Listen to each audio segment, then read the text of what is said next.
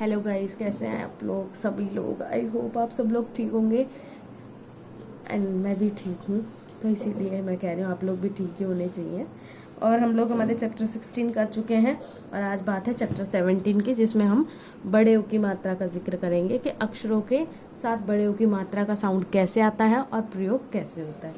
तो अक्षर के पीछे दो मात्रा लगती है, अक्षर के पीछे दो मात्रा लगती है, देन बड़े ओ की मात्रा का प्रयोग हुआ है। तो क के ऊपर अगर हमने बड़े ओ की मात्रा का यूज करा तो होता है ना को, कऊ, तो ये होता है कऊ, खो, गौ, घो, चौ, छो, जो, झो, टौ, ठौ, डौ, ढौ, तौ, थौ, दौ, धौ, नौ, पौ, फौ, बौ, भौ, मौ, यो, रौ, लौ, वौ, श्यौ, शौ, सहु, होय, श्यो, त्रो, ज्यो।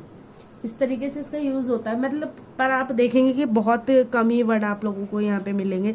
जैसे कि आप लिखते हैं काउंट, तो कौन में आपका यूज़ हो जाएगा, ठीक है। जैसे कि जो में आपको पता है जो के बारे में बात हो रही है, यहाँ पे आपने यूज़ किया गौ, तो गौ माने आपको पता ही है गाय को कहते हैं। यहीं पे बहुत कम, जैसे कि भऊ, तो इसके ज़्यादा वर्ड्स, मैं सेम बात इसके लिए भी कहूँगी, इसके ज़्यादा वर्ड्स यूज़ नहीं होते कुछ कम ही वर्ड्स यूज़ है। बाय चांस होता है कि सारे वर्ड्स बार बार यूज़ होते हैं, ज़्यादा नहीं होते हैं। बहुत कम इसके वर्ड्स हैं इस मात्रा के कि आपको मिलेंगे देखने के लिए। लेकिन ठीक है, अगर आपको साउंड पता है तो फिर आपका वो वर्ड गलत नहीं होगा, आप सही से पढ़ पाएंगे, सही से लिख पाएंगे। आपको पता होगा कि अगर आपको साउंड समझ आ रहा है तो कौन सी मात्रा लगानी है, जब आप लिखेंगे तो आपका कुछ भी गलत नहीं होगा। तो इसीलिए बस मैंने आपको बताया कि भाई ये चैप्टर तो मुझे सारी मात्रा तो बतानी है, तो मैंने आपको जल्दी जल्दी से सिर्फ बोल के बता दिया कि भाई इसका यूज़ इस तरीके से होता है।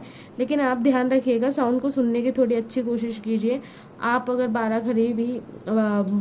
खड़ी का आप लोग यूज़ करिए, थोड़ा बहुत बोलते रहो, जैसे कि का, की, कू, के, कए, को, कऊ, कन, कह, इस तरीके से बोली जाती है। इसी तरीके से आप क से ज्ञ तक का, आप ज़्यादा नहीं, आप 10 दिन भी अगर इसका यूज़ कर लेंगे और इसको अच्छे से ध्यान में माइंड में सेट कर लेंगे तो आप लोग हिंदी बहुत इजीली कर पाएंगे।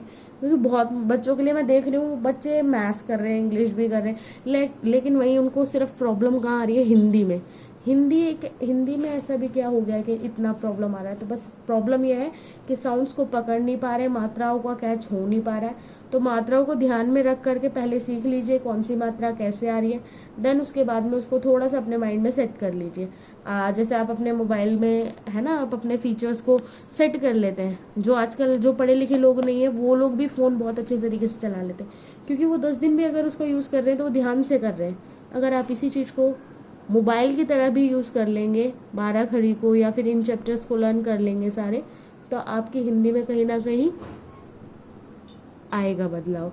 एक बार ट्राई करके देख लीजिए। अगर आपको लगे कि नहीं इतना करने के बावजूद भी नहीं आ रहा है, तो ऐसा तो होगा ही नहीं कि करने के बावजूद भी नहीं आएगा। चाहे 0% से लेके 10% ही आएगा, बदलाव आएगा। एक बार ट्राई ज़रूर कीजिए। आई होप ये वीडियो आप लोगों के लिए हेल्पफुल रही होगी। So thank you so much. मिलते हैं फिर अगली वीडियो में। Bye bye.